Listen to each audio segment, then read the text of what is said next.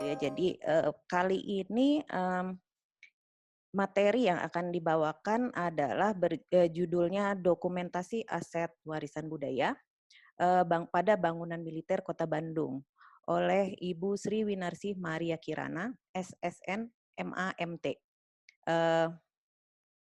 Waktu yang dijadwalkan itu seperti kuliah pada secara fisik kita biasanya mulai jam 7.45 dan selesai pada jam 9.15.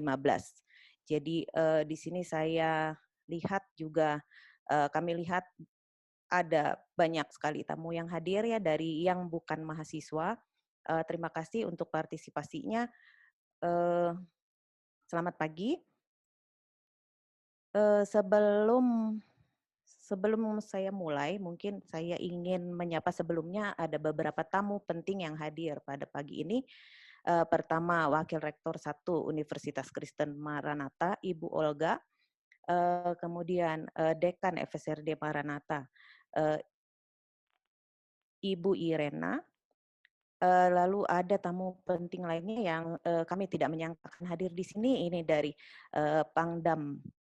Dari Kodam Militer 3 Siliwangi, yaitu Asrendam, Bapak Asrendam, Kodam Militer 3 Siliwangi, Aslok Kodam Militer 3 Siliwangi, Kozildam Kodam Militer 3 Siliwangi, Kabintaldam Kodam Militer 3 Siliwangi, dan Dandan Madam Kodam Militer 3 Siliwangi.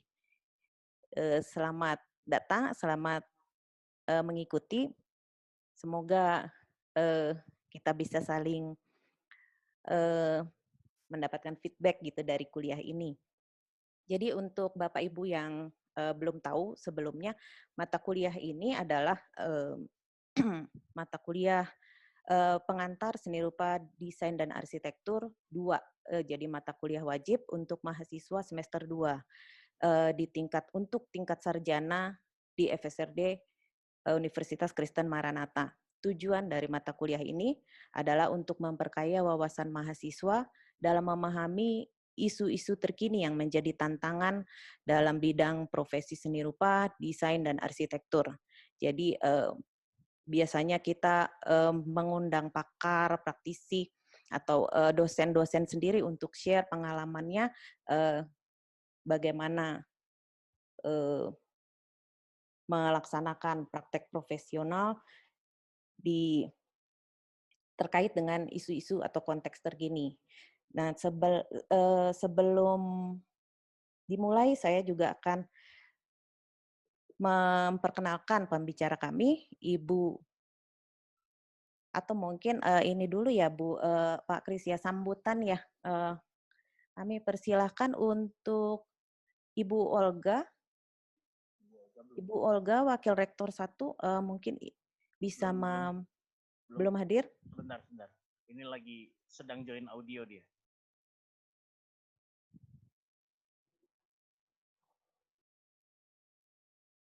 Ya, sedang join audio sebentar.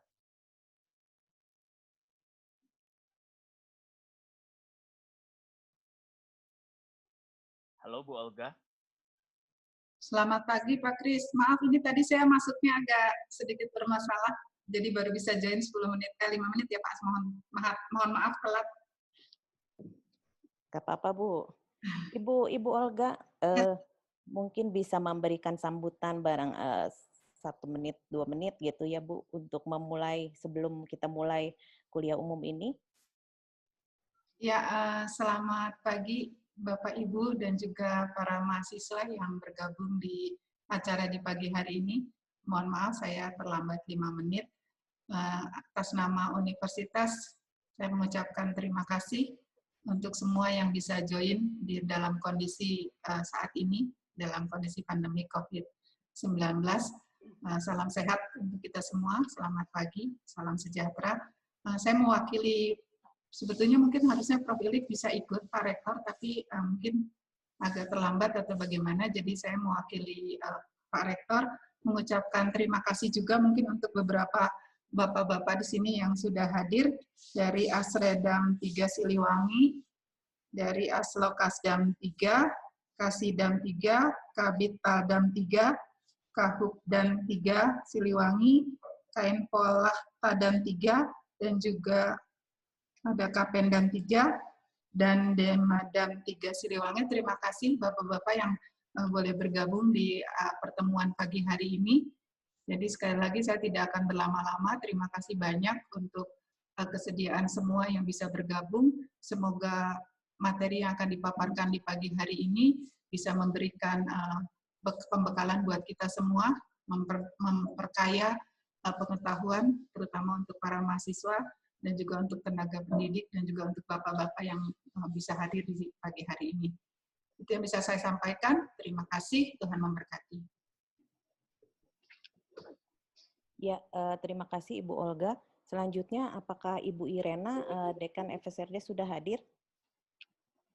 Ibu Irena? Bu Irena? Belum ya Pak ya? Sudah Bu, mohon maaf. Oh ya. Ini saya sedang bermasalah videonya, jadi mohon maaf hanya audionya saja Ibu Yunita. Nggak apa-apa Ibu. Ibu silakan Ya. Bu. Ya, terima kasih. Selamat pagi, salam sejahtera semuanya, salam sehat. Terima kasih sudah bisa bergabung untuk mata kuliah PSRD ini. Kami berharap bahwa tujuan utamanya memang PSRD ini kita membuka jaringan juga yang sebesar-besarnya untuk mendapatkan wawasan yang luas tentang berbagai hal di bidang seni rupa dan arsitektur, baik untuk dosen, mahasiswa, tapi juga untuk kalangan publik. Nah, kami berharap ke depannya bila Bapak Ibu sekalian juga memiliki topik atau pembahasan yang mungkin ingin lebih banyak tahu atau justru ingin sharing juga, kami persilahkan juga untuk bisa menghubungi kami. Karena nanti ke depannya PSRD ini juga akan dibuka lebih luas lagi sampai kepada para siswa SMA. Demikian harapan kami supaya kita dari sejak dini boleh mendapatkan banyak wawasan dan masukan. Mungkin sekian dari saya. Selamat berseminar. Terima kasih. Selamat pagi. Selamat pagi. Terima kasih Bu Irena. Jadi selanjutnya saya akan memperkenalkan pembicara Ibu Wina, akrabnya disebut dengan beliau ini adalah staf pengajar tetap pada program studi Desain Interior Universitas Kristen Maranatha. Beliau akan share pengalamannya dalam mengerjakan proyek pendokumentasian bangunan militer di Kota Bandung. Proyek ini sebenarnya adalah proyek pengabdian dosen dan mahasiswa dari program studi Desain Interior FSRD yang bekerja sama dengan Bandung Heritage. Jadi dalam tim ini kebetulan Bu Wina ketuanya, juga terlibat bersama Ibu Wina ada Pak Arnold Maximilian dan mahasiswa kita libatkan juga Diana Chai. Jadi Bu Wina ini adalah lulusan dari ITENAS, lulus pada tahun 2002, major pada desain interior, kemudian beliau melanjutkan pendidikannya pada Sekolah Tinggi Teologi Bandung dan juga pada arsitektur, Magister Arsitektur Parahyangan, Universitas Katolik Parahyangan pada tahun 2014 lulus, dan sejauh ini beliau sudah banyak bekerja sama dengan Angkatan Darat ya. Kalau saya lihat dari CV-nya itu sebelumnya beliau juga sering bekerja pada Kementerian Kelautan, Perikanan dan Dinas Penerangan Angkatan Laut. Ya, jadi sebagai host, scriptwriter dan narator, mungkin Bapak Ibu nanti bisa cek di YouTube channel, itu nanti Bu Wina bisa share mungkin ya Bu ya. Jadi untuk pendokumentasian pulau-pulau terluar di Indonesia. Itu dilaksanakan dari tahun 2012 sampai 2013. Selanjutnya Ibu Wina juga terlibat dalam perancangan interior, desain interior Dinas Penerangan Angkatan Darat dan sebagai scriptwriter lagi, narator dan kreatif untuk video dokumenter dengan Komando Daerah Militer 7 Tanjung Pura. Ya, jadi untuk mendokumentasikan video perbatasan Indonesia Malaysia di Kalimantan Barat. Selanjutnya saat ini sedang berlangsung dengan Dinas Penerangan Angkatan Darat. Beliau berperan sebagai scriptwriter, host, dan tim kreatif untuk Indonesian Army YouTube channel. Ya, mungkin itu sedikit yang bisa saya sampaikan mengenai pembicara. Beliau juga merupakan dosen mata kuliah ini, mata kuliah pengantar PSRDA 2. Ya, mahasiswa juga semua sudah kenal ya, nggak perlu saya kenalkan lagi. Jadi saya mungkin langsung persilakan aja Ibu Wina untuk menyampaikan materi. Silakan Ibu.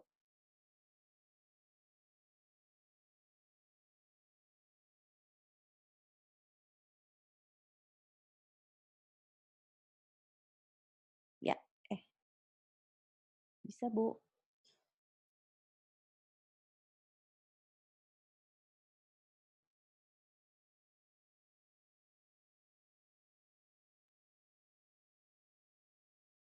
Ya, sudah masuk ya Bu Yunit.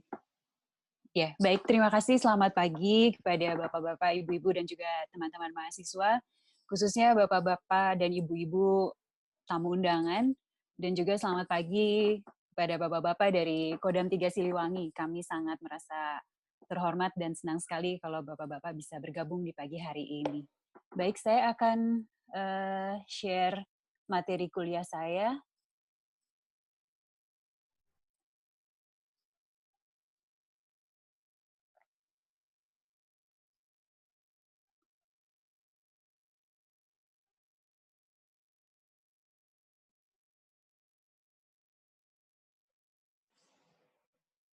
Ya. Ya.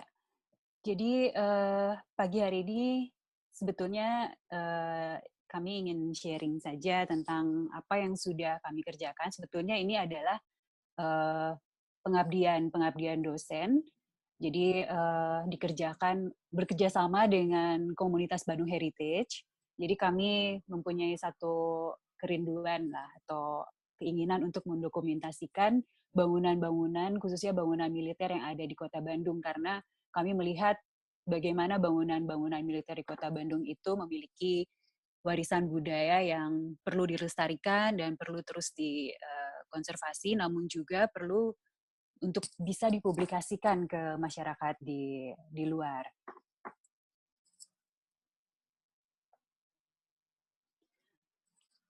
Baik, jadi sebagai warisan budaya, kami melihat atau mengacu lingkup budaya pada pertama-tama adalah pada catatan dari Bura Charter 2013 tentang apa itu signifikasi budaya. Jadi signifikasi budaya itu memang mencakup banyak sekali faktor, diantaranya estetika, sejarah, ilmu pengetahuan, faktor sosial maupun nilai-nilai spiritual masa lalu, masa kini, dan masa yang akan datang. Nah, jadi ketika budaya itu mencakup faktor-faktor ini, kami melihat bangunan militer sebagai bukti artefak peninggalan Hindia Belanda mempunyai karakter yang khusus. Jadi banyak bangunan-bangunan militer di Bandung yang memang kawasan militernya cukup luas, itu memiliki karakter yang kuat dan sebetulnya menjadi penanda pada zamannya.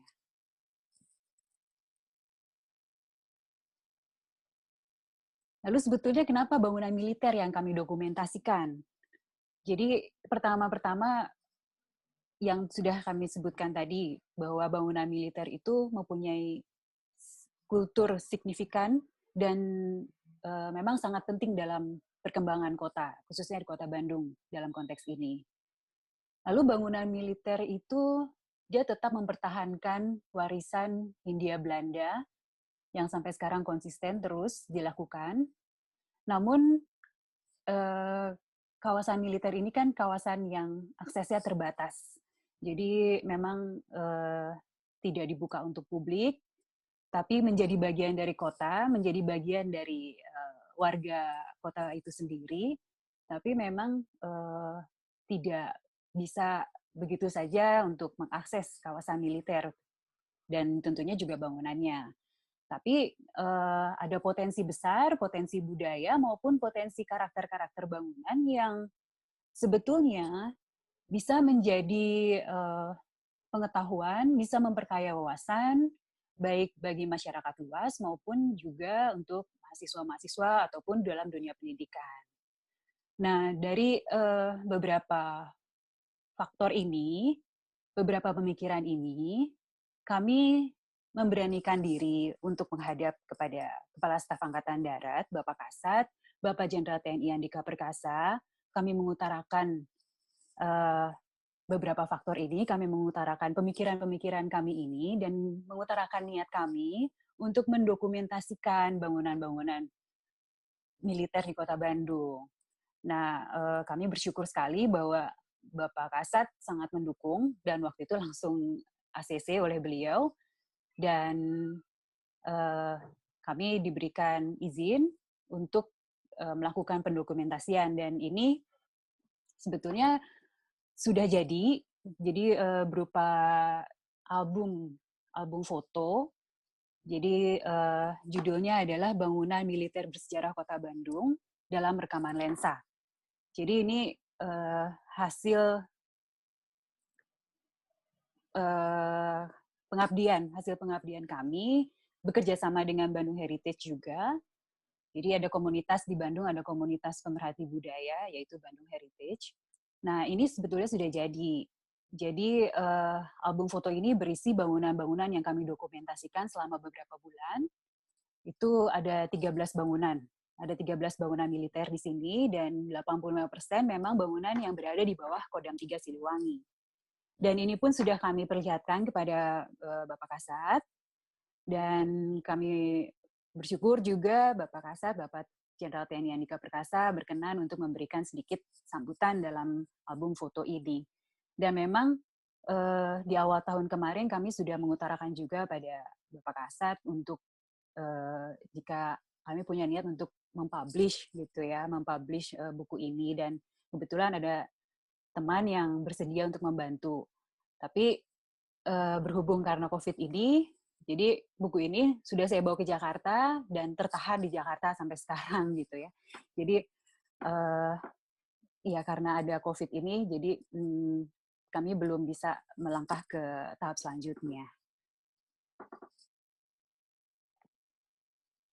Baik, ya jadi demikian tadi tentang sekilas tentang pendokumentasian yang kami lakukan.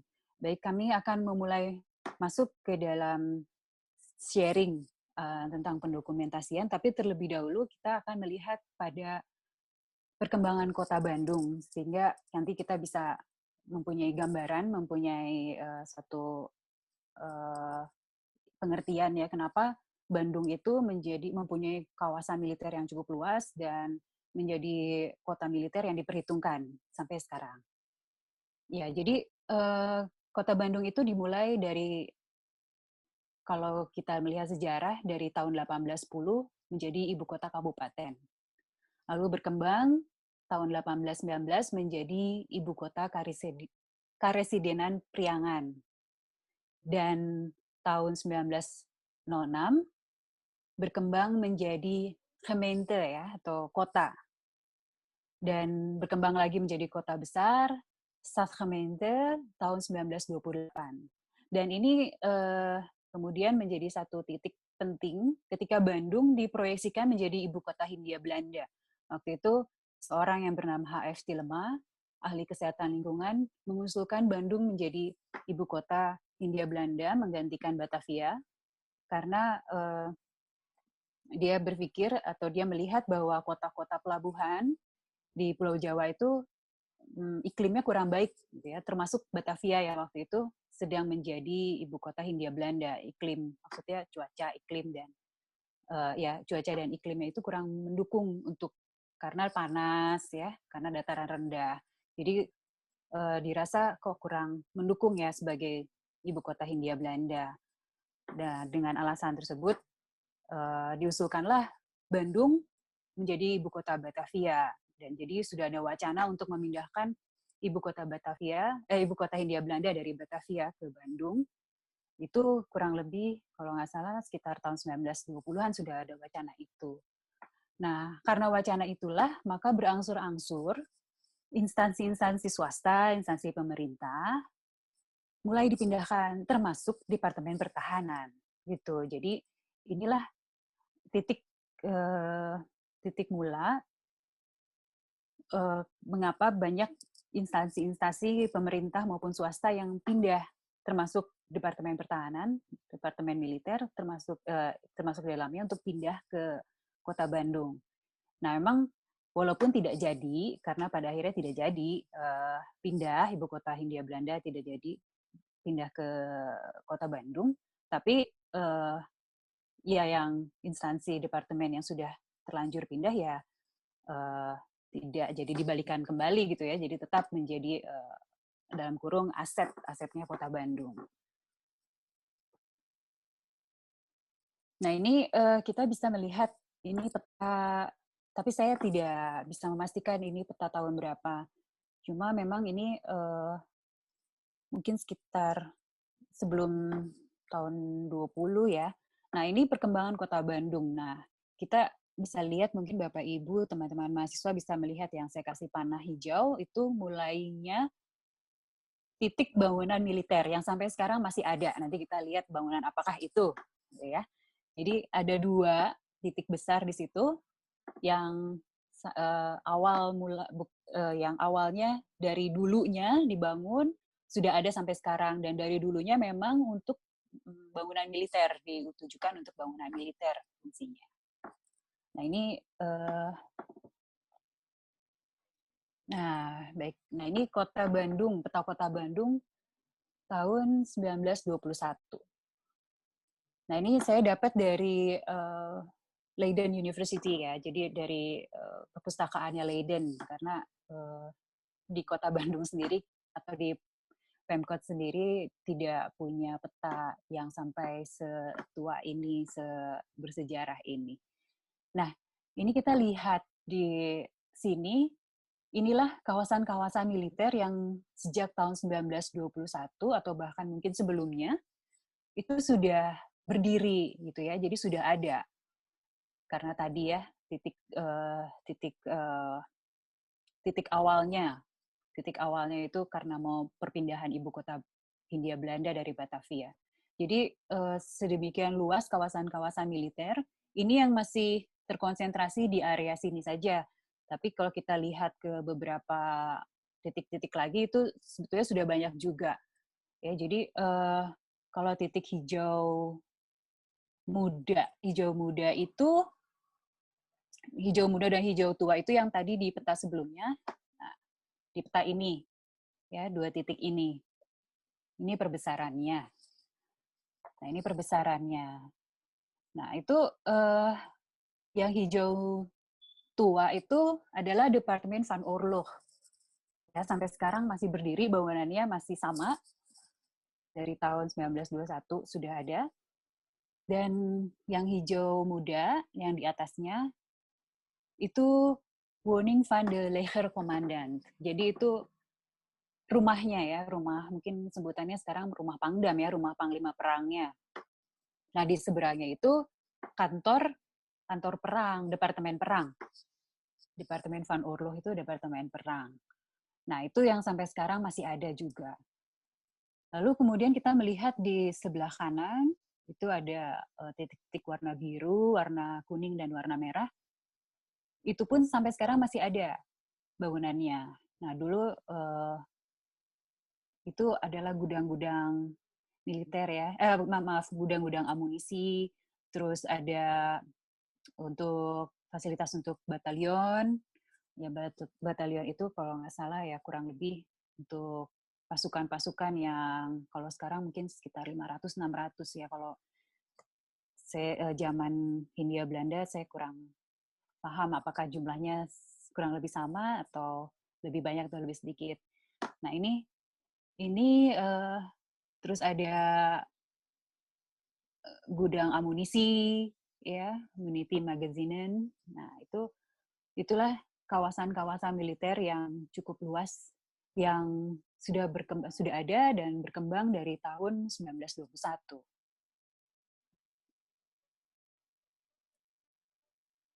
Ya, baik.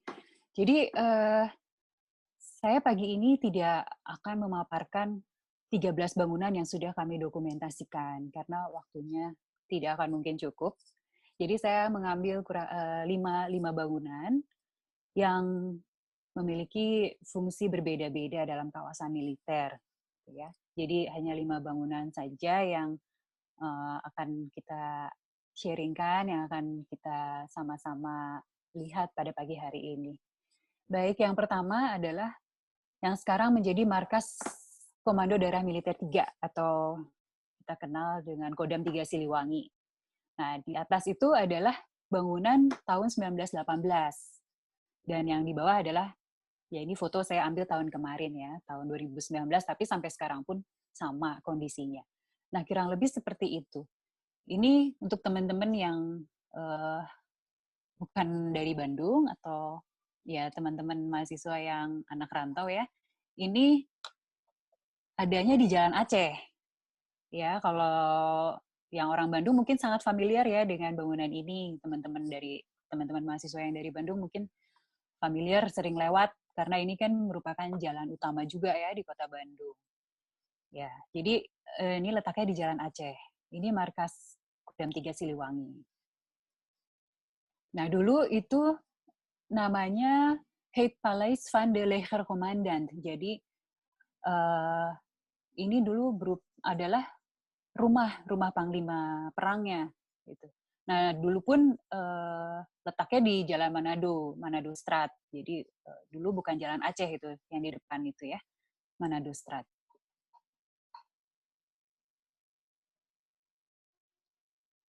Nah, ini adalah bangunan yang ada kompleks-kompleks bangunan yang ada di sekitar bangunan Makodam.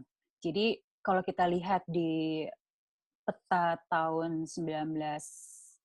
peta yang tadi ya, tahun 1921, sebetulnya kita semua bisa mengakses ke Leiden University, kita bisa lihat peta tersebut. Nah, di peta itu ditulis ada Kabinet Van Leger Komandan. Jadi mungkin ada bangunan-bangunan pendukung ya, bangunan-bangunan pendukung mungkin untuk fungsi-fungsi perkantorannya atau rumah tinggal para perwiranya gitu ya. Nah, ini adalah menjadi bagian dari bangunan-bangunan tersebut. Nah, yang di atas itu sepertinya memang bangunan lama ya. Bangunan lama, terus yang di kiri bawah. Nah, itu kalau kita lihat masih tertulis ya itu Anno 1920 kalau nggak salah ya. Jadi Anno itu kan bahasa Latin ya, artinya dibangunnya ya, tahun berdirinya gitu kurang lebih. Nah, ini yang menarik adalah kalau kita melihat dari jalan, itu kelihatan di foto kiri dan di foto kanan bawah itu ada menara. Nah, menara ini masih berfungsi dengan baik. Waktu itu kami ke sana, kebetulan sekali Bapak Pangdam yang sebelumnya, Bapak Tri Suwandono, ikut juga mendampingi dan beliau yang menjadi guide kami gitu ya. Kami diajak untuk naik ke atas, kondisinya masih cukup baik, ya masih baik, masih kuat, masih ada tangga yang dari zaman dulu, memang tangganya sempit hanya untuk satu orang. Jadi kita bisa naik ke atas. Nah, itu sebetulnya sepertinya itu dulu menara pengintai gitu ya. Karena dulu kan belum ada bangunan-bangunan dan di seberang itu memang taman. Itu seperti ini menara pengintai. Jadi dari situ itu kita bisa lihat ke Bandung Utara, Bandung Selatan, Timur, Barat dengan sangat jelas gitu. Dan lucunya ini kalau kita lihat di sini, nah ini saya memberi lingkaran ya. Nah itu ada 4 arah mata angin, ya itu 4 arah mata angin dan di baliknya ya. Ada yang dikasih, jadi mereka menyimbolkan arah mata angin itu bukan utara barat, utara timur, utara selatan barat timur, tapi dengan binatang-binatang. Nah, itu menarik juga ya bahwa oh ada ya seperti itu. Tapi kami tidak tahu, kami tidak bisa menemukan apa koneksinya antara nama binatang itu dengan sebutan utara, selatan, barat, timur dalam bahasa Belanda. Jadi belum tahu kenapa, tapi ini sesuatu yang menarik bahwa penanda arah mata anginnya itu mereka buat dengan simbol-simbol binatang. Gitu ya. Ini memang kalau dari sekilas kalau kita lewat dari jalan raya nggak kelihatan. Gitu. Nah ini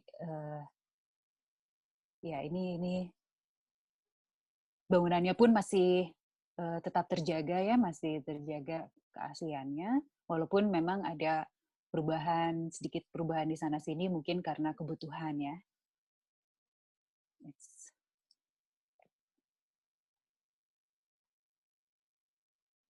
Baik. Nah ini selanjutnya adalah interior Makodam 3 Siliwangi.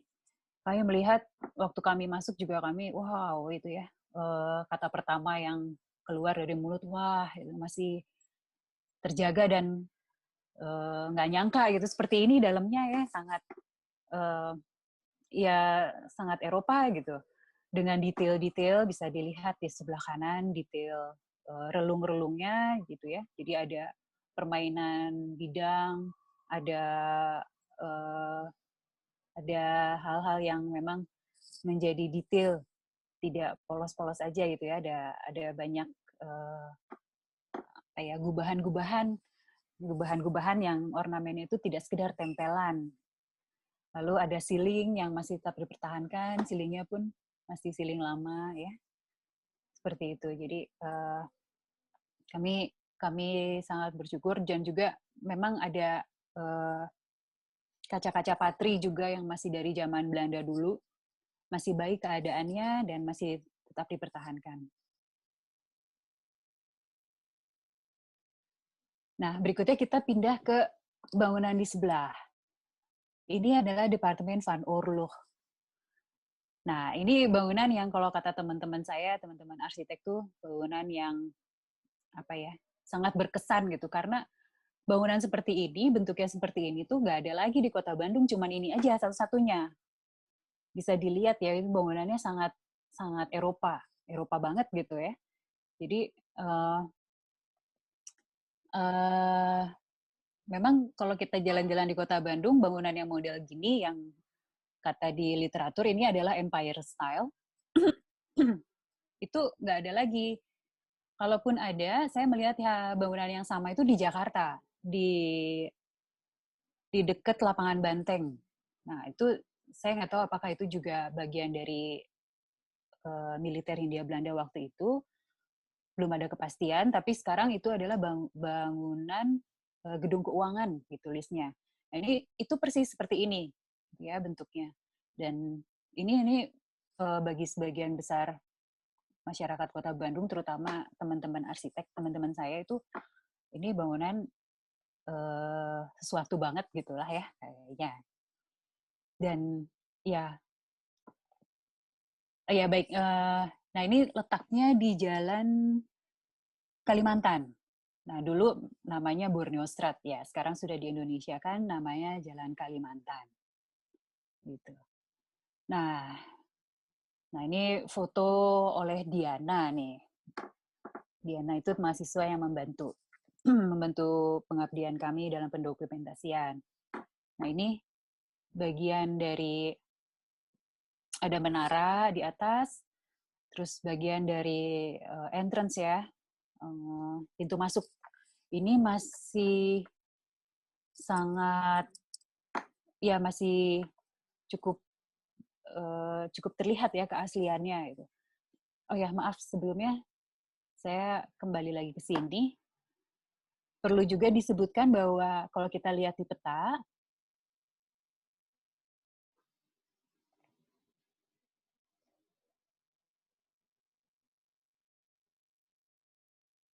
Saya hapus dulu. Ya, baik. Nah, kalau kita lihat di peta, ini kan lokasinya di sini ya.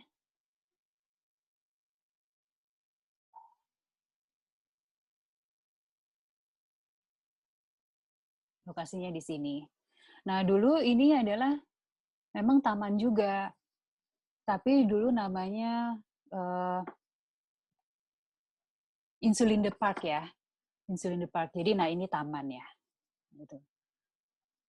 Tamannya masih kosong. Nah, kalau sekarang itu teman-teman mahasiswa itu namanya Taman Ade Irma Suryani Nasution atau Taman Lalu Lintas gitu ya. Nah, dulu namanya Insulinde Park.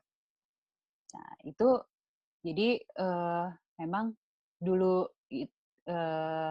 ya sampai sekarang sih ya. Jadi di sini Denmanya, Departemen Van Oorlog, lalu di sini Rumah Panglimanya. Nah, sekarang ini menjadi Detasemen Markas Kodam, Denmadam, dan di sini Makodam Siliwangi. Jadi kalau kebetulan kemarin waktu kami melakukan pendokumentasian juga, kami banyak sekali dibantu oleh penerangan Kodam. Kami bersyukur dan terima kasih untuk penerangan Kodam, untuk khususnya untuk Pak Willy, Kapendam 3 yang banyak membantu, dan sedikit bocoran dari beliau. Nah, katanya hanya Kota Bandung yang memiliki, hanya Kodam Siliwangi, Kodam 3 Siliwangi memiliki 2 mako, markas komando. Biasanya disebutnya yang di sini Makodam 1, lalu detasemen markasnya disebutnya Makodam 2. Nah, itu juga menjadi suatu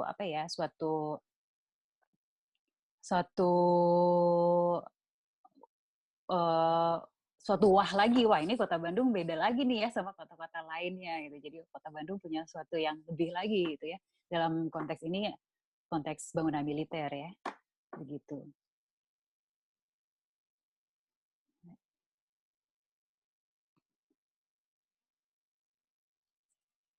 Baik, nah ini yang tadi sudah kita lihat sama-sama. Nah ini juga bagaimana waktu itu Belanda membangun bangunan itu, membuat atau merancang bangunan itu dengan betul-betul memperhatikan detail. Jadi kalau kita lihat tangga pun ada banyak permainan, kedalaman, permainan bidang gitu ya. Lalu sudut-sudut, corner itu juga ada detail yang berbeda, walaupun ini bangunan-bangunan militer, walaupun ini tujuannya adalah waktu itu untuk perang, untuk pertahanan, tapi tetap tidak meninggalkan faktor estetika dan teknologi tentunya. Juga di sini ada detail pintu yang dari zaman dulu memang begini.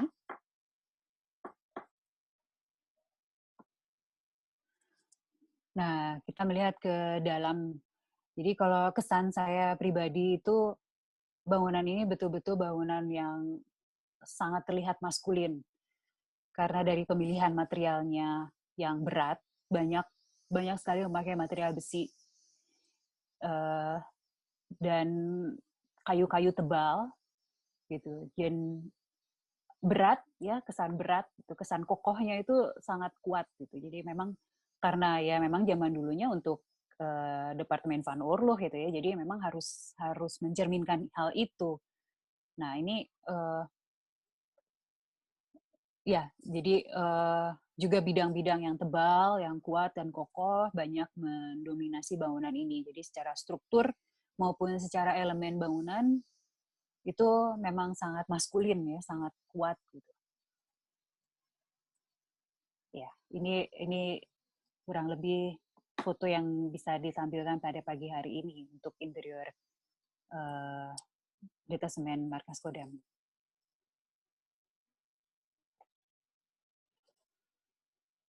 Ya, baik, selanjutnya kita ke, nah ini bangunan yang terpisah dari kompleks militer.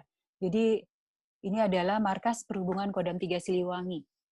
Nah ini agak jauh memang, tepatnya lokasinya ada di Jalan Muhammad Toha ini ya, di sini di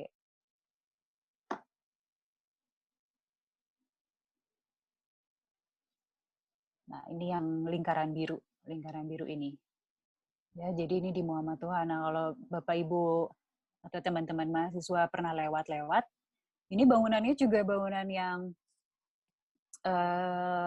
stunning karena sekitarnya bangunannya nggak ada yang seperti ini. Ini benar-benar juga terlihat sangat indis ya, bangunan yang lain daripada yang lain. Nah, kita lihat di atas itu adalah foto tahun 1939 dan di bawah tahun 2019.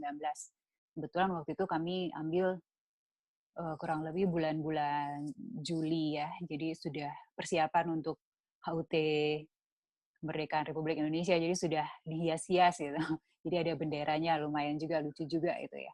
Sekalian mendokumentasikan. Nah, ini dulunya memang bukan bangunan militer ditujukannya. Jadi ini adalah sekolah, kalau di bahasa Indonesia kan itu sekolah menak katanya. Jadi hanya orang-orang, ya hanya menak-menak, hanya orang-orang yang terpandang, hanya orang-orang yang waktu itu mungkin punya kedudukan yang bisa sekolah di sini gitu. Jadi ini memang dulu adalah bangunan sekolah ternyata. Nah, sekarang menjadi markas perhubungan Kodam 3 Siliwangi. Nah, menarik di sini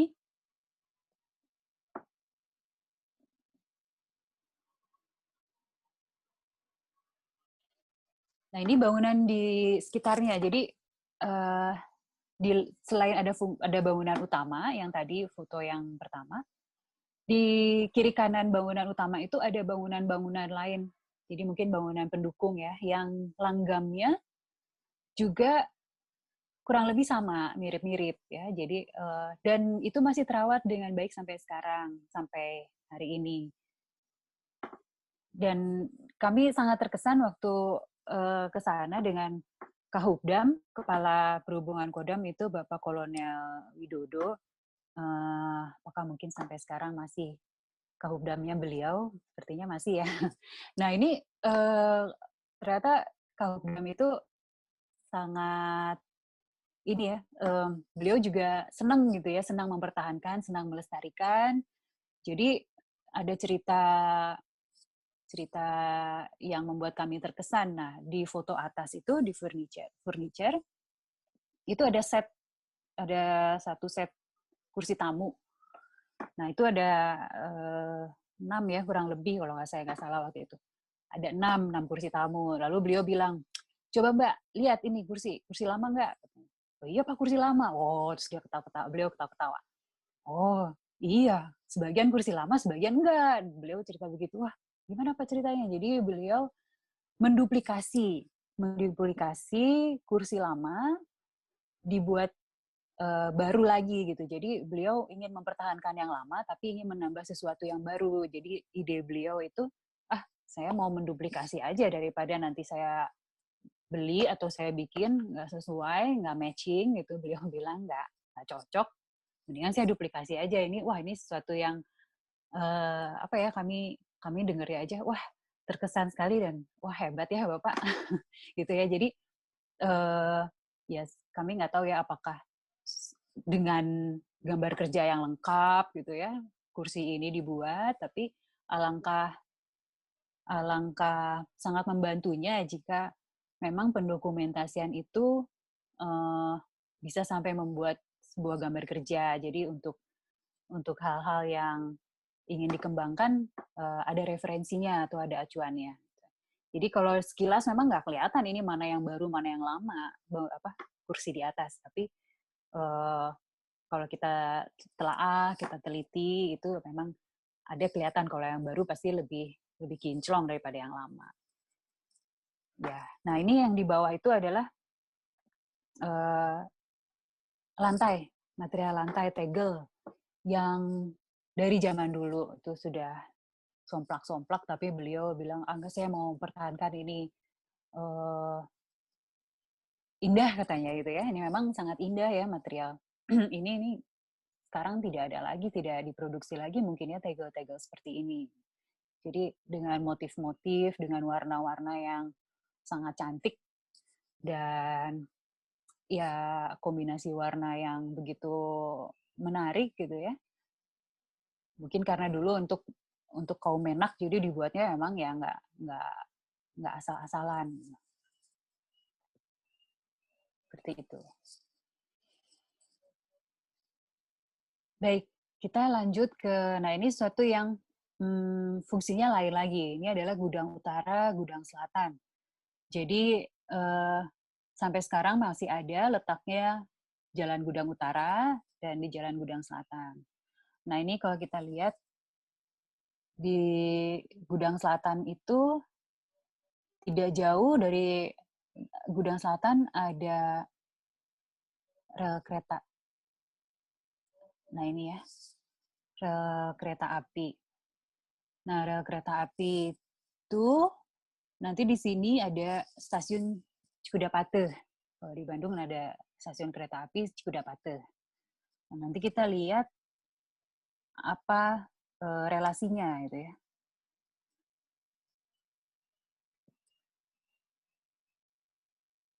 Nah,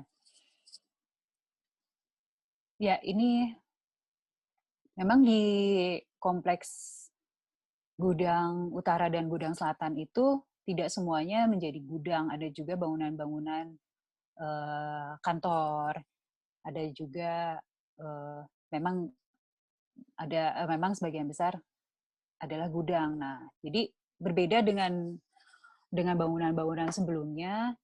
Kalau kita melihat secara struktur, kalau kita melihat secara bentuk, ya ini adalah gudang, tapi kita melihat ini terutama di konstruksinya itu konstruksi yang sangat kokoh, yang sampai sekarang juga kita hitung sudah hampir 100 tahun ya, itu masih tetap berdiri, masih tetap utuh, masih tetap kuat gitu. Jadi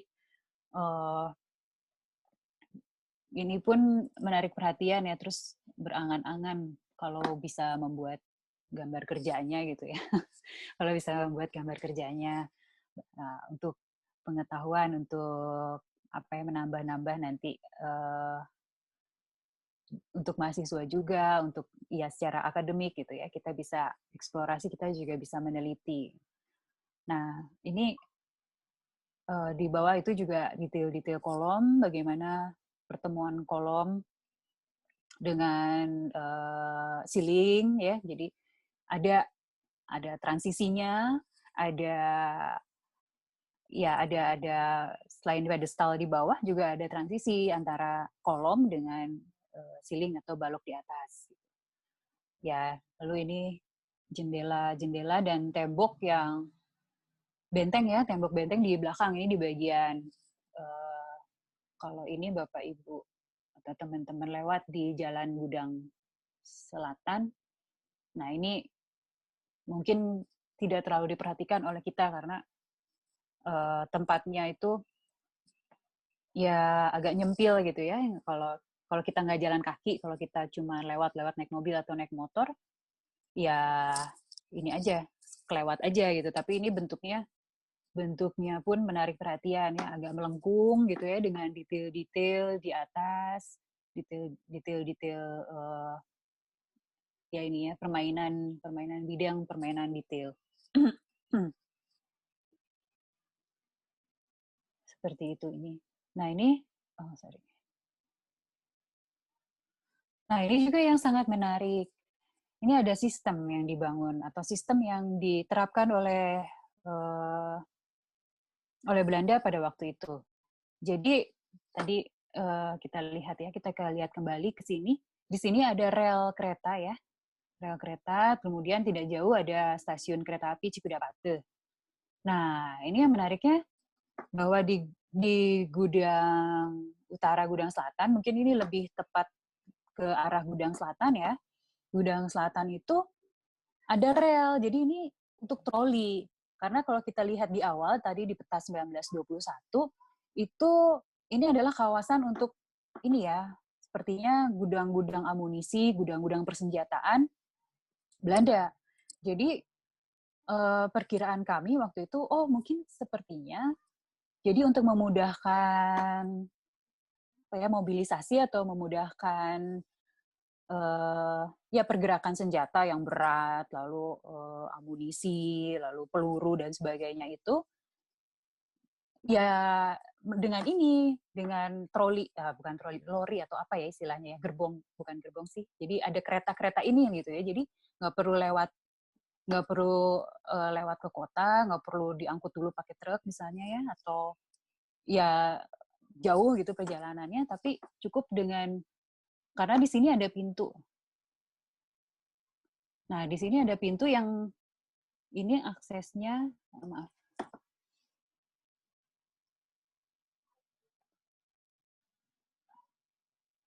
Nah, ini pintu. Nah, ini kalau dibuka itu langsung ke jalan, Bapak Ibu, jalan Gudang Selatan. Gitu ya. Jadi, nah ini kan rel keretanya ya, menerus ya, rel keretanya menerus. Gitu. Nah, ini trolinya masih ada sampai sekarang. Nah, kami kurang tahu apakah sepertinya sih sudah tidak berfungsi ya, tapi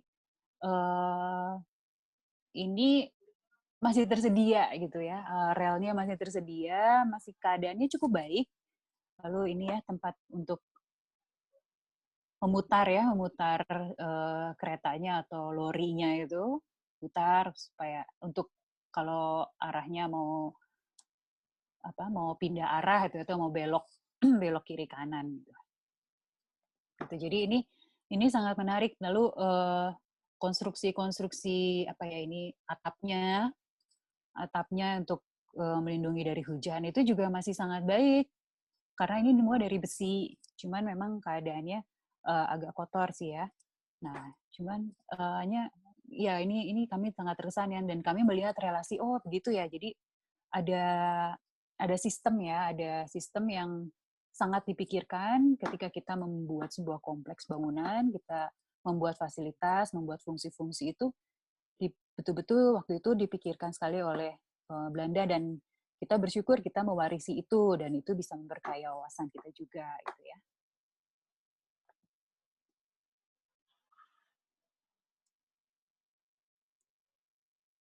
Nah, oke. Selanjutnya adalah ini bangunan dengan fungsi yang berbeda juga. Ini tidak jauh dari Gudang Utara, sekarang Jalan Manado namanya. Ini adalah Resimen Induk Kodam, atau kalau biasa lebih familiar dengan istilah Rindam 3 Siliwangi. Nah, kalau Rindam itu fungsinya untuk ini ya, fungsi pendidikan Tamtama, Bintara, ataupun untuk kursus-kursus kejuruan. Jadi memang fungsinya adalah fungsi pendidikan. Nanti kita lihat juga bentuk bangunannya pun berbeda. Nah, karena ini untuk pendidikan, dan sekali pendidikan itu pastinya yang menjadi prajurit, menjadi peserta dan prajurit yang mengikuti pendidikan pun jumlahnya banyak. Jadi sistemnya barak. Dan mungkin kalau kita lihat kembali ke peta tahun 1921 yang tadi, memang ini kan kompleks batalion gitu. Jadi memang kompleks untuk jumlah prajurit, jumlah tentara yang banyak. Jadi ketika ini menjadi bangunan Rindam, ya sudah tepat, sudah cocok gitu ya.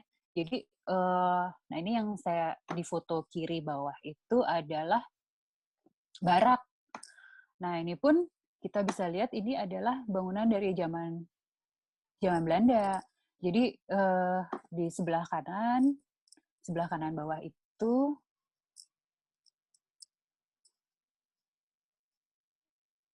nah ini dari material bilik ya, bilik bambu. Jadi baik untuk penghawaan karena kalau jendelanya dibuka tetap ada cross ventilasi, tetap ada udara yang masuk dan keluar. Dan ini memang masih bertahan dari zaman dulu. Dan kita bisa lihat juga profil besi ini ya, sangat menarik gitu ya, bagaimana dulu teknologinya ya seperti ini, teknologi yang modern pada waktu itu ya seperti ini. Ya, jadi bangunannya lost gitu aja ya, kosong, karena ini barak memang, dan saya memang tidak foto bagian bawah gitu, karena banyak tempat tidur, tapi ya ini seperti hall aja gitu ya, barak kosong. Dan ini detail pintu, detail jendela yang sama, jadi ada konstruksi utamanya ya, seperti huruf Z, dan lalu dilapis oleh kayu, dan sampai sekarang masih kuat, masih kokoh.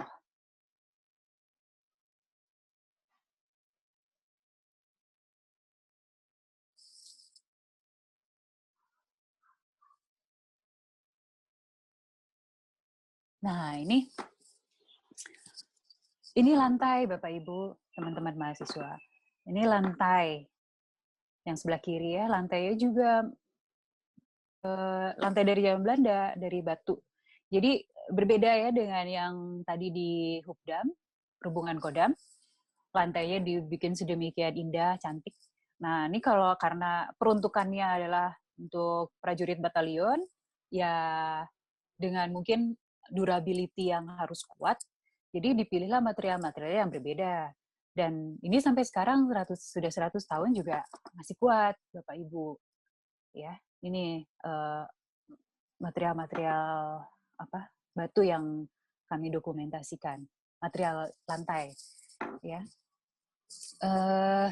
Nah, ini yang kanan atas itu ada kelas-kelas ya, bangunan kelas-kelas. Lalu yang bawah, nah ini menarik juga. Ini adalah tempat mandi ya, tempat mandinya tentara gitu. Jadi yang sebelah sini, ini saya sempat ngintip ya dalam tanda petik. Tapi lagi nggak ada orang kok, Bapak Ibu, tenang aja, kosong.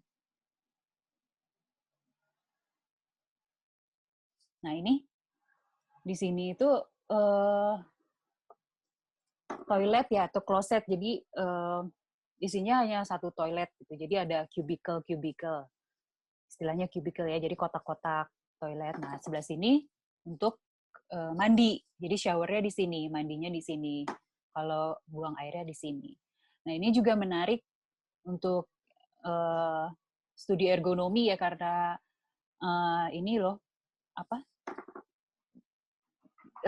tidak besar, tidak kecil sekali gitu ya. Sepertinya memang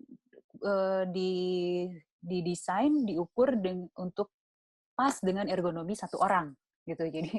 Jadi ini memang, dan ketinggian dindingnya pun kurang lebih ya hanya untuk menutupi sampai ke wajah atau muka orang ya, muka manusia gitu. Jadi ya ini pun dari zaman Belanda ya waktu itu. Kami mendapat informasi ya dari sejak adanya Rindam sampai sekarang ya memang sudah begini kamar mandinya gitu. Jadi menarik. Saya waktu itu nggak sempat mengukur ya berapa sih luas dalamnya, itu panjang kali lebar, terus tinggi dindingnya berapa gitu ya. Sebetulnya ya karena nggak siap sih memang, dengan nggak siap bawa meteran. Waktu itu siapnya cuma bawa kamera dan beberapa lensa aja gitu.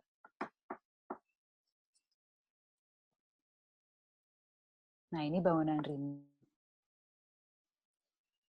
Nah, baik, jadi dari apa yang sudah kami paparkan, foto-foto yang sudah kami perlihatkan, sebetulnya kami mencoba menarik kesimpulan.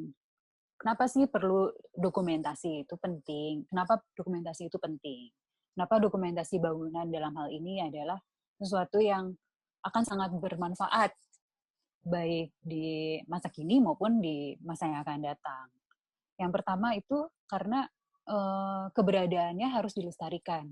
Karena kita melihat tadi ya bagaimana teknologi, bagaimana spirit, bagaimana karakter budaya itu terlihat berbeda-beda dan terlihat sangat dan itu terlihat dalam juga perkembangan kotanya.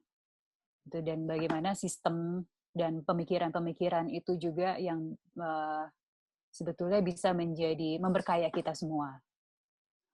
Lalu itu adalah bukti Jadi kalau kita mendokumentasikan, kita punya bukti atau rekaman yang sistematis sebagai acuan ataupun referensi dalam pemeliharaan maupun perkembangan bangunan. Lalu yang sudah pasti, bagaimana kita memanfaatkan dokumentasi untuk dunia pendidikan dan ilmu pengetahuan.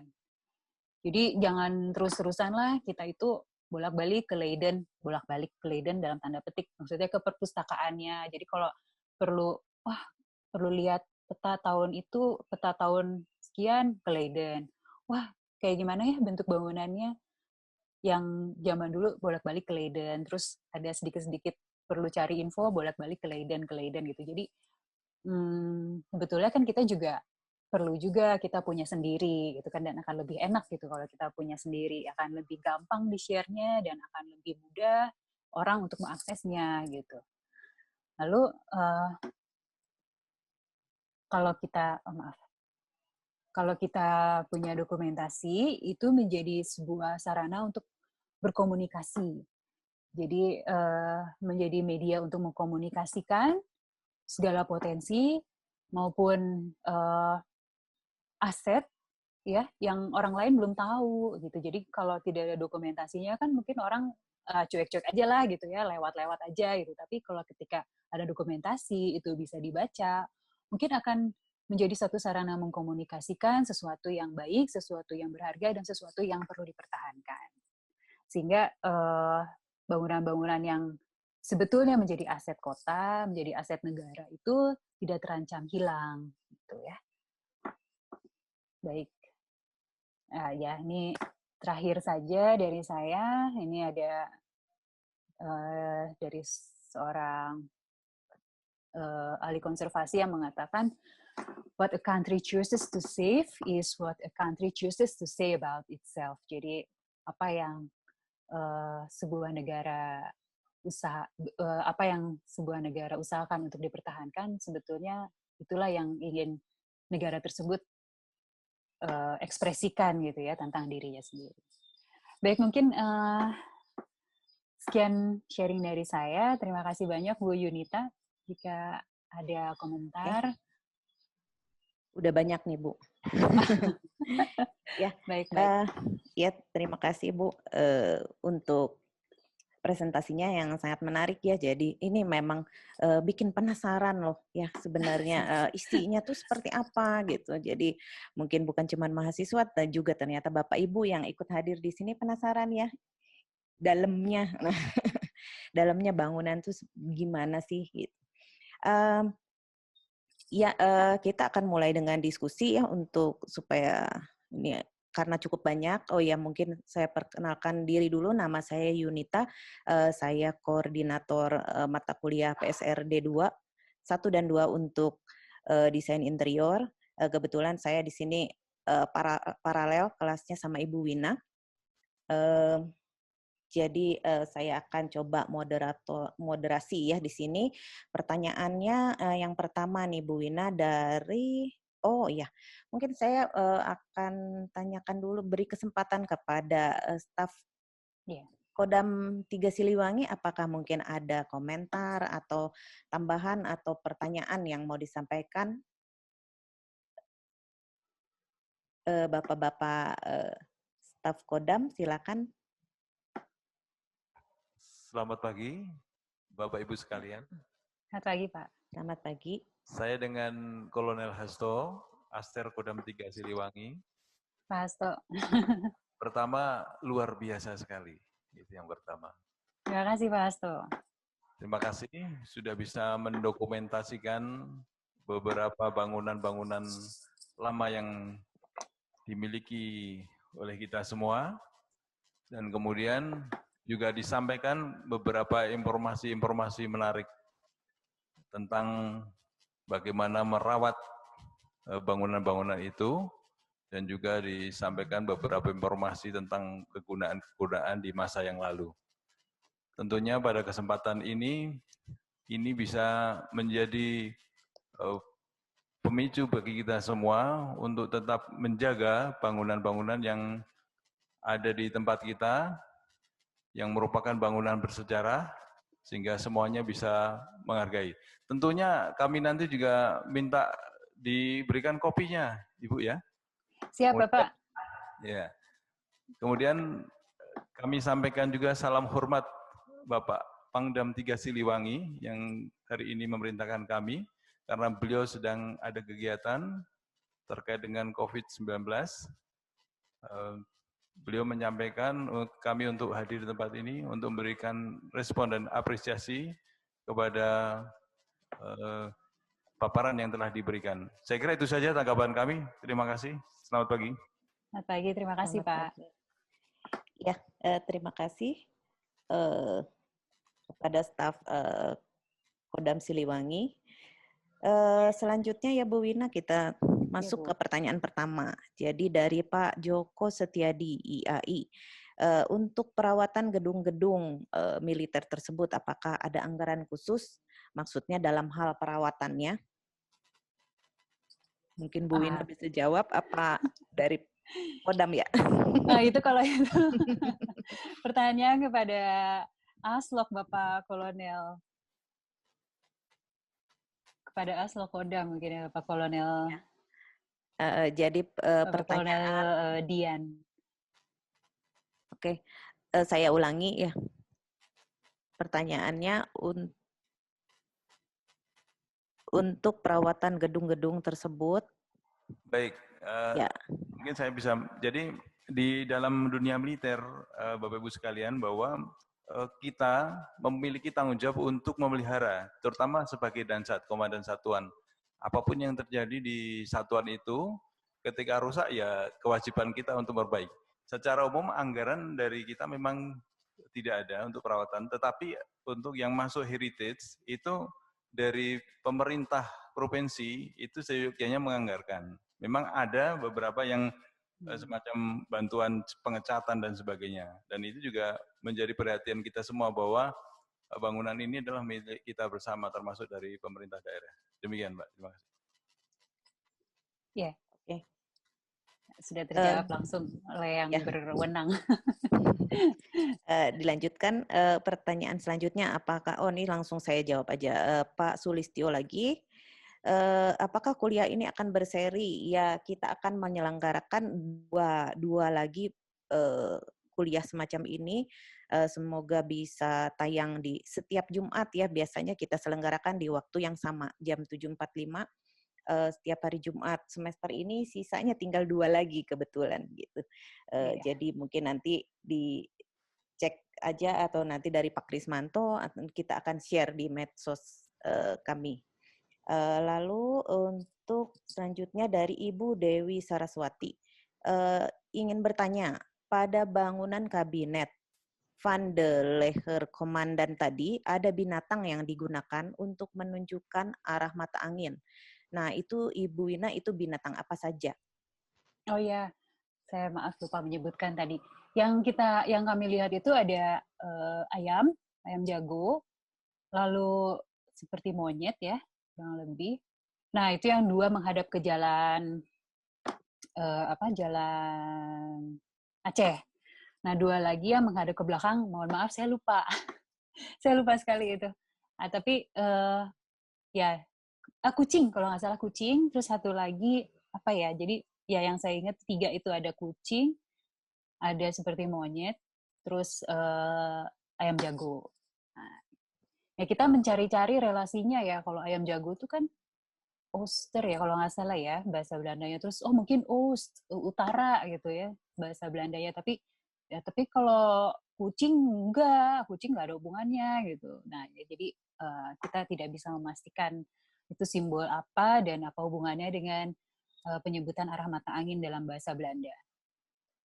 Gitu Bu. Oke. Selanjutnya Pak Joko Setiadi lagi. Apakah dalam perawatannya harus tetap mengikuti aturan atau kaidah-kaidah bangunan cagar budaya? Atau sudah ada kelonggaran apa gimana? Mungkin maksudnya begitu ya, Bu? Oh iya. Baik. Iya. Kalau di sini mungkin ada teman dari Bandung Heritage ya Bu Yunita. Mungkin bisa juga sambil berdiskusi untuk menjawab pertanyaan ini. Mungkin ada Pak Aji Bimarsono dari Ketua Bandung Heritage. Pak Aji ada nggak Pak Kris?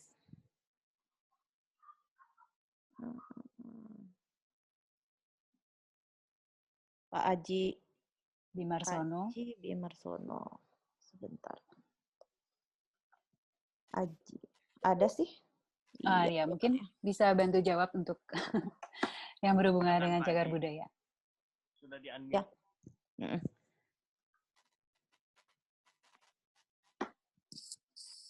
Silakan Pak Aji Bimarsono mungkin bisa menjawab untuk kaidah-kaidah. Ya, bangunan cagar budaya. Karena beliau juga tim TACB ya. Maaf, sebentar. Ya. Nah, itu udah masuk. Oke. Oh, maaf tadi apa? Keluar sebentar, pertanyaan apa tadi ya?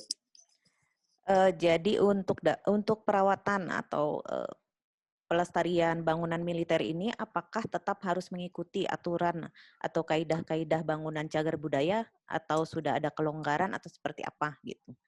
Oh, iya, jadi pada prinsipnya ketika satu bangunan sudah ditetapkan sebagai cagar budaya, itu terlepas dari kepemilikan maupun pengelolaannya. Jadi siapapun pemiliknya, siapapun pengelolanya, itu memang harus dilestarikan, dirawat, diperlakukan sebagai cagar budaya. Jadi harus mengikuti kaidah-kaidah pelestarian gitu. Jadi apakah ini milik militer atau apakah milik pemerintah atau apakah milik swasta, semuanya harus mengikuti prinsip atau aturan yang sama, kira-kira seperti itu. Tapi ini kan sebetulnya suatu istilahnya jadi beban tanggung jawab dari pemilik atau pengelola. Tapi pemerintah juga tidak lepas tangan karena dalam peraturannya bahwa dalam pemeliharaan atau perawatan bangunan cagar budaya, pemerintah dalam hal ini pemerintah kota wajib memberikan bantuan atau support atau dukungan supaya pemeliharaan cagar budaya ini dapat berlangsung dengan baik ya. Jadi nanti sebetulnya tidak hanya dibebankan kepada pemilik atau pengelola, tapi juga wajib dibantu oleh pemerintah daerah, dalam hal ini pemerintah kota. Nah, bantuan ini nanti sifatnya bisa macam-macam ya. Jadi apakah kalau dari sisi teknis itu bisa ada konsultasi atau ada masukan-masukan, atau misalnya ada bantuan yang sifatnya juga dari sisi pengetahuan bagaimana melestarikan yang benar, tapi juga ada yang sifat arahnya lebih ke finansial ya, apakah dukungan bantuan misalnya kalau pajak itu keringanan pajak, atau misalnya bantuan-bantuan biaya gitu yang sesuai dengan kemampuan pemerintah daerah masing-masing. Jadi mungkin ya tidak 100% oleh pemerintah daerah, tapi bantuan-bantuan ini intinya ada. Jadi itu prinsipnya bahwa bangunan cagar budaya terlepas dari pemiliknya maupun pengelolanya itu harus tetap dilestarikan atau diperlakukan sebagaimana cagar budaya pada umumnya. Kira-kira mungkin itu, Bu Yunita. Oke, terima kasih Pak Aji Bimarsono dari Bandung Heritage yang sudah bantu menjawab. Selanjutnya ini saran mungkin ya dari Bapak Gai Suharja. Bu Wina, gedung seberang Makodam yang satu-satunya kalau dijadikan Indonesian Military Art Gallery barangkali dapat menjadi ruang publikasi yang bermanfaat bagi masyarakat luas. Ya mungkin sekaligus kita di sini ada staf dari Kodam 3 Siliwangi ya, Bu. Langsung Pak Gai mungkin ya ini bisa dicatat oleh bapak-bapak staf ya Pak. Terus selanjutnya dari Ibu Siti Suyatini ingin bertanya kok belum melihat bagaimana interior ataupun tata letak ruang pada bangunan tersebut, apakah masih asli? Tadi kalau nggak salah sudah ada ya Bu di slide berapa saya lupa, tapi nanti untuk PDF-nya akan kita share gitu melalui email sekaligus dengan e-certificate-nya. Kalau mungkin Ibu Siti terlewat ya tadi. Ya, baik. Memang tidak semua foto-foto kami bawakan di pagi hari ini, Bu. Jadi yang lebih lengkap, foto-foto yang lebih lengkap memang dalam album foto tadi, itu yang sudah istilahnya menjadi apa ya, dummy lah ya, dummy. Itu 13 bangunan kami berusaha untuk sekedar memang banyak memotret interior atau ruang-ruang di dalam bangunan-bangunan tersebut. Oke. Selanjutnya ini Pak Sulistyo Setiawan. Bangunan-bangunan yang di Cimahi, itu kantor militer atau markas, apakah sudah diliput atau didokumentasikan juga, Bu? Pak Sulis, ya terima kasih Pak Sulis. Belum Pak, itu memang ini menjadi langkah yang sangat-sangat awal sekali. Ini pun masih hanya foto-foto, dan kebetulan memang bangunan-bangunan yang berada di bawah Kodam 3 Siliwangi, bukan. Kenapa? Karena sebetulnya hanya untuk memudahkan koordinasi saja sih Pak. Jadi kalau yang di Cimahi itu kan banyaknya pusdik-pusdik ya, pusdik-pusdik. Nah itu memang secara garis organisasi bukan di bawah Kodam 3 Siliwangi, jadi nanti izinnya berbeda. Tapi memang harapannya, cita-citanya tuh ingin juga gitu. Memang Siliwangi menjadi kota militer ya, bahkan sebelum Bandung, karena itu menjadi basis-basis pertahanan sebelum Bandung menjadi kota militer. Ya, pengennya ke sana, dan juga ini inginnya pendokumentasiannya juga tidak sekedar foto, kalau diizinkan nanti kalau bapak-bapak dari Kodam dan mungkin dari Bapak Kasat sendiri berkenan, kami ingin lebih lagi, ingin membuat gambar kerja, jadi gambar-gambar terukurnya gitu Pak, supaya juga menjadi wawasan untuk terutama untuk mahasiswa-mahasiswa yang mahasiswa interior, mahasiswa arsitektur yang belajar menggambar proporsi, skala dan sebagainya itu supaya mereka punya pemahaman yang baik dan benar. Gitu. Oke. Dari Pak Abdul Mufti Raja, sangat menarik pendokumentasian yang dilakukan terhadap bangunan militer di Kota Bandung itu. Apalagi masih banyak bangunan yang tidak mengalami perubahan bentuk. Yang mau ditanyakan pertama, apakah sumber data hanya diperoleh dari militer saja? Lalu apakah ada peran Lembaga Sejarah Bandung untuk menyediakan data? Terus selanjutnya apakah bentuk tugas dari gimana bentuk tugas dari mata kuliah yang Ibu asuh terkait dengan pelestarian bangunan bersejarah di Kota Bandung?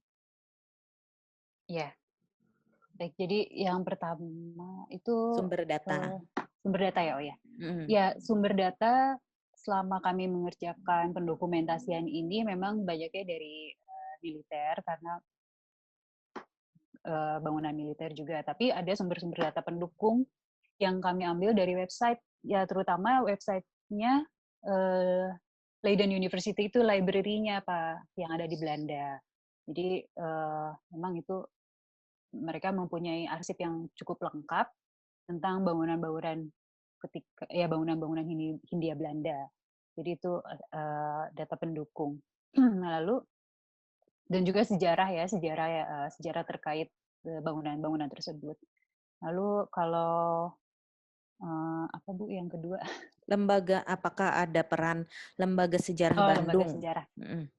Nah, Lembaga Sejarah kebetulan kami juga belum sempat main ke Disjarah ya, Dinas Sejarah Angkatan Darat.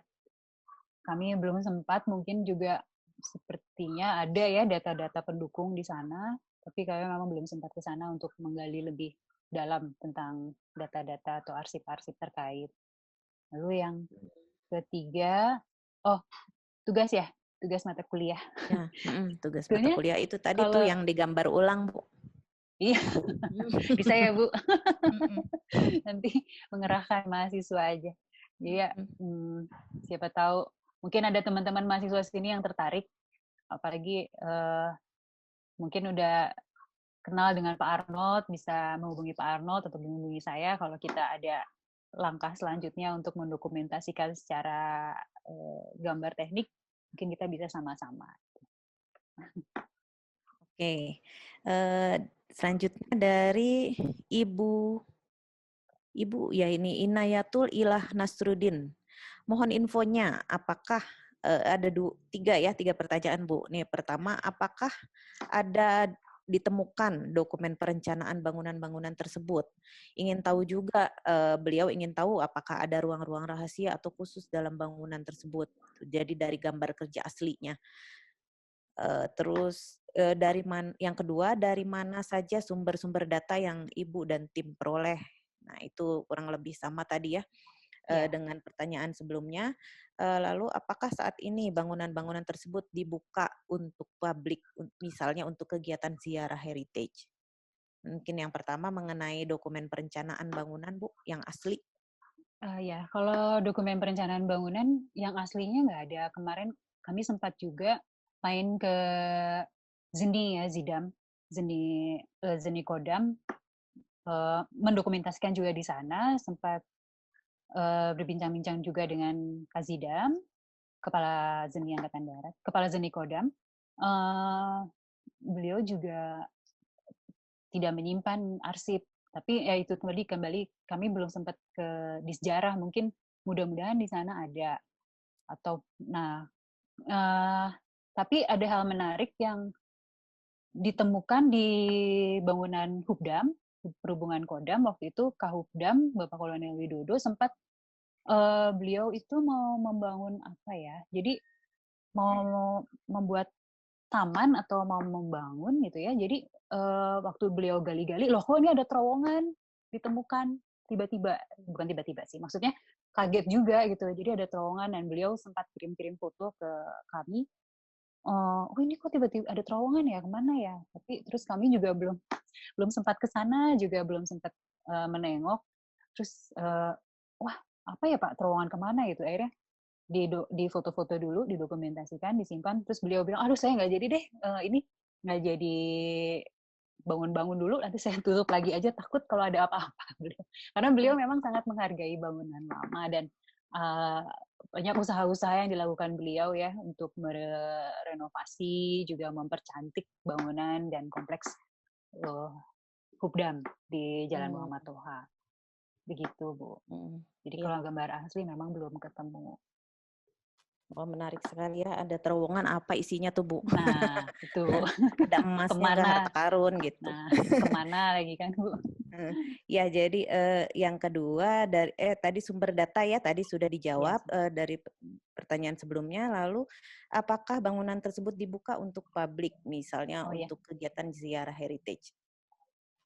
Kalau ini saya tidak berwenang untuk menjawab.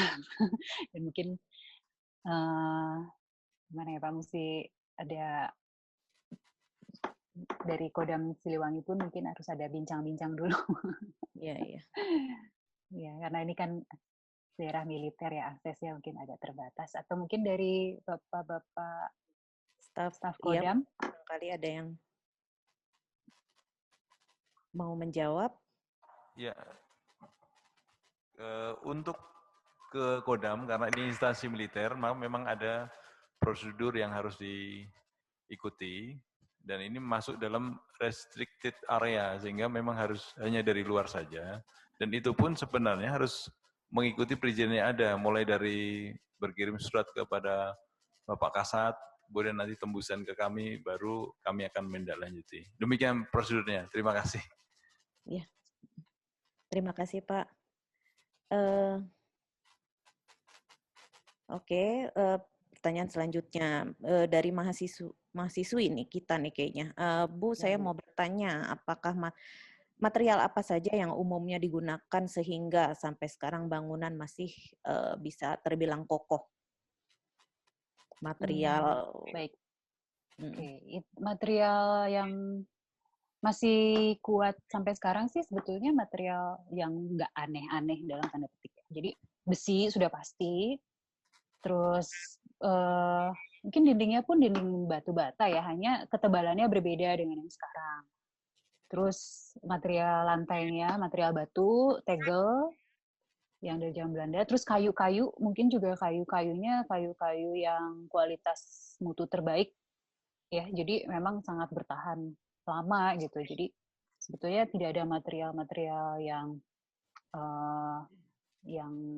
ini ya, cuman karena mutu dan bahannya yang kuat dan baik, jadi memang bisa bertahan lama gitu. Oke, selanjutnya Bu dipercepat aja. Ini dari Raksa Suki. Apakah ada keterangan tentang perubahan-perubahan yang terjadi pada bangunan, misalnya yang terlihat pada jendela Markas Perhubungan Kodam 3 Siliwangi itu saat menjadi Musfia di tahun 1939 berubah dimensi dan jenis bentuk bukaannya. Apakah ada datanya atau tidak, Bu? Iya, tadi terkait pengukuran ya, memang belum dilakukan pengukuran. Jadi karena data itu kan harus dibuktikan dengan pengukuran karena ada perbedaannya di mana gitu ya. Jadi memang belum sampai ke pengukuran, belum sampai sana. Oke. Dari selanjutnya Karlin Lin menanyakan apakah jika mengubah barang-barang yang asli yang sudah keropos atau tidak kokoh itu dirubahnya mengikuti barang-barang asli yang lama atau diubah sesuai dengan zaman sekarang yang lebih modern. Gitu, Bu. Iya, sebetulnya bisa dengan dua versi. Diubah mengikuti yang lama, seperti tadi contohnya furniture yang ada di Perhubungan Kodam, itu menduplikasi, jadi betul-betul melihat, menjiplak yang lama, memperbaiki juga yang lama, ataupun memang membuat sesuatu yang baru, tapi tentunya sesuatu yang baru itu harus ya senada ya, berkesinambungan, bukan kesinambungan, maksudnya Selaras. Selaras gitu ya dengan yang lama itu supaya tidak menjadi suatu yang berbeda-beda gitu, tidak ada benang merahnya. Ya, oke, makasih Bu.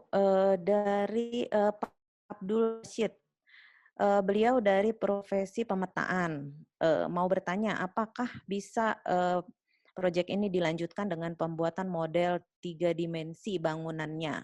Terus bisa dibantu dengan teknologi TLS atau Terrestrial Laser Scanner sehingga bisa untuk merekonstruksikan kembali. Apakah ada rencana ke arah sana, Bu? Wah, dengan senang hati, Pak. Jadi memang inginnya ini tadi tidak sampai di sini saja, tapi lanjutannya untuk pendokumentasian yang lebih detail. Tapi hal ini tentu harus kami sampaikan dulu ke Bapak Kasat. Jika beliau berkenan mengizinkan, kita akan lanjut mudah-mudahan. Ya, jadi masukan ya untuk pendokumentasiannya. Jadi maksudnya proyek ini tuh ternyata masih bisa berkelanjutan gitu ya, Bu. Nanti bersedia bantu berarti ya, Pak ya? Iya, dicatat tuh emailnya nanti. Abdul Basit. Kemudian dari Ibu Dewi Saraswati, apakah buku mungkin tadi Dami ya, album tadi bisa diperoleh untuk umum atau jika bisa bagaimana caranya? Bisa, memang kami mau ke arah sana, makanya kemarin itu bulan Februari, jadi sudah dibawa ke Jakarta untuk diperlihatkan kepada teman yang kebetulan beliau punya akses ke penerbit gitu. Jadi ini mau diperlihatkan, tapi pas waktu itu tuh tanggal 14 Maret kalau nggak salah. Jadi, nah tanggal 16-nya kan kita udah harus bekerja dari rumah, jadi buku itu tertahan di Jakarta, Bu. Nanti mudah-mudahan itu bisa dipublikasikan untuk umum. Izinkan juga oleh Bapak Kasat. Oh gitu, jadi ditunggu nih ya launchingnya berarti. Selanjutnya dari Bapak Gregorius Dimas. Katanya beliau ini, maaf out of topic, mau bertanya bagaimana cara implementasi untuk menggunakan kembali bangunan cagar budaya yang didirikan pada zaman dulu,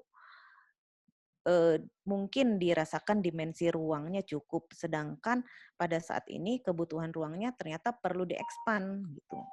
Apakah masih berlaku form follows function atau mungkin kalau menurut Ibu Wina sendiri bagaimana? Iya, baik. Kalau memang adjustment itu perlu dilakukan ya karena sesuai dengan tuntutan perkembangan zaman dan tuntutan perbedaan aktivitas. Tapi kalau kita lihat yang contohnya seperti tadi bangunan di Rindam di toiletnya atau di kamar mandinya itu ya, itu kan dari dulu sampai sekarang ya dimensinya segitu-segitu aja Pak, untuk satu orang mandi, maaf, bukan, satu orang buang air ya, yang di cubicle-cubicle itu. Nah itu ada studi-studi yang memang aktivitas manusianya itu tidak berubah. Nah itu kan bisa menjadi referensi atau acuan. Tapi kalau memang ada aktivitas-aktivitas manusia yang berubah dengan tuntutan-tuntutan yang berbeda, tentunya ya adjustment tetap bisa dilakukan. Tapi kita bisa menjadikan apa yang sudah ada sekarang itu referensi bagaimana membuat proporsi yang baik, bagaimana membuat skala ruang yang cukup gitu ya, supaya bisa mendapatkan pencahayaan, bisa mendapatkan sirkulasi udara yang baik. Itu ya kira-kira seperti itu. Oke, ini langsung cepet aja Bu. Wah, saya jadi hilang nih sebentar. Jadi, oke, menurut Ibu Wina dari Pak Sandi Rismantoyo, Pak Sandi. Ya, ternyata hadir. Dari semua bangunan antik yang sudah Anda liput, yang mana yang paling indah eksterior dan interiornya, dan mana yang menjadi favorit Ibu Wina? Mungkin bisa apa ya, yang paling favorit buat saya, susah sih ya, cuman karena semuanya asik-asik gitu. Semuanya menyimpan cerita yang berbeda-beda, semuanya menarik. Tapi kalau disuruh milih, ya itu tadi Pak, bangunan Dam. Dekat semen markas Kodam yang ada di Jalan Jalan Kalimantan itu dari dulu, dari saya kecil juga kalau lewat bangunan itu udah membuat kesan sendiri gitu ya. Kesan misterius ada, kesan mewah ada, kesan indah ada, tapi yang ya karena bangunan militer kan nggak bisa kita main masuk aja gitu. Jadi ya mungkin dan sangat Eropa gitu ya, Eropa banget gitu. Dan hanya ada satu-satunya di Kota Bandung. Jadi mungkin bangunan itu kalau buat saya. Oke. Selanjutnya Bu, dari Ibu Sofia Ratna Haryati. Apakah yang didokumentasikan ini hanya bangunan-bangunan militer zaman kolonial untuk fungsi batalion saja? Bagaimana dengan rumah dinas untuk pejabat militer di zaman kolonial tersebut? Apakah memiliki karakteristik khusus dan berbeda dibandingkan dengan di kota lain? Ya, baik. Untuk sekarang memang kami ininya ke bangunan kantor ya, atau bangunan markas komandonya saja. Karena kalau bangunan rumah tinggal itu kan lebih ke private ya, jadi mungkin ya lebih apa ya, aksesnya mungkin kami lebih sungkan gitu ya untuk masuk ke rumah pribadi karena sifatnya lebih private. Oke, ini ada saran dari Bapak Erwin Yuniar. Mungkin bisa memanfaatkan teknologi Building Information Modeling atau BIM yang khusus diterapkan untuk bangunan heritage. Historical BIM, BIM, selain berisi informasi geometri 3D, bisa juga scan 3D point cloud. Juga dilengkapi dengan spesifikasi teknis dan material bangunan. Terus itu sarannya dari Sayyid Quraisy. Tanya, apakah bangunan ini bisa dikunjungi oleh mahasiswa yang mau studi lapangan? Tadi itu ya sudah dijawab. Jadi bisa dikunjungi tapi belum tentu boleh gitu ya. Jadi ada prosedur-prosedur yang harus izin yang harus diajukan karena ini termasuk restricted area. Lalu kalau boleh usul untuk dokumentasi yang di Cimahi itu dari Tasya Pratiwi. Baik. Lalu sepertinya sudah, ini terakhir Bu, kayaknya ya. Sebenarnya masih banyak tapi satu lagi deh. Dari Nova Puspita Anggraini. Jadi ada 3 pertanyaan. apakah untuk bangunan cagar budaya ini masih dipertahankan saat ini atau ada bagian-bagian yang dirubah? Terus apakah tetap berlaku di seluruh bangunan ikut yang dirubah mungkin? Bahan sih mungkin bangunan karena kan tadi ya ada adjustment yang harus dilakukan karena aktivitasnya pun sudah bertambah atau sudah mengalami perubahan aktivitas dari yang zaman dulu. Tapi kalau secara dan juga mungkin di bagian-bagian eksterior bangunan memang juga sudah ada adjustment tertentu memang gitu. Oke, sepertinya sih sementara itu Bu Wina, terima kasih Bapak Ibu kepada juga yang sudah bantu jawab tadi dari staf Kodam 3 Siliwangi, Bapak-bapak terima kasih. Juga tadi dari Bandung Heritage ya Bapak Aji. Kita akan, kalau begitu kita akhiri, saya akan tutup. Kepada para mahasiswa juga terima kasih untuk bisa hadir di sini. Jangan lupa absen ya di Google Form. Kemudian untuk minggu depan kita libur ya, libur Lebaran 2 minggu lagi nanti akan dikabari akan ada kuliah semacam ini lagi. Saya kembalikan ke Pak Krismanto. Terima kasih Bapak Ibu semua, para mahasiswa. Selamat pagi. Baik, terima kasih. Terima kasih. Terima kasih Bu Wina, terima kasih Bu Yunita, dan secara khusus kami mengucapkan terima kasih sebesar-besarnya pada staf Kodam 3 Siliwangi yang berkenan hadir pada kesempatan pagi hari ini. Terima kasih atas dukungan dan support selama ini dan terima kasih boleh bergabung bersama dengan kami. Juga untuk dosen-dosen, akademisi, pemerhati cagar budaya yang juga boleh berkesempatan hadir pada kesempatan pagi ini. Saya tutup ruang untuk diskusi dan ruang kuliah umum ini, dan semoga 2 minggu lagi akan ada kuliah lagi ya, 2 minggu lagi ya Bu Yunita ya? Iya, direncanakan tanggal 29 ya. Ya, tanggal 29 Mei akan ada kuliah lagi dan ini juga akan terbuka lagi untuk kita semua. Selamat pagi, salam sejahtera untuk kita semua, salam sehat selalu. Terima kasih. Terima kasih. Terima kasih Bu Wina.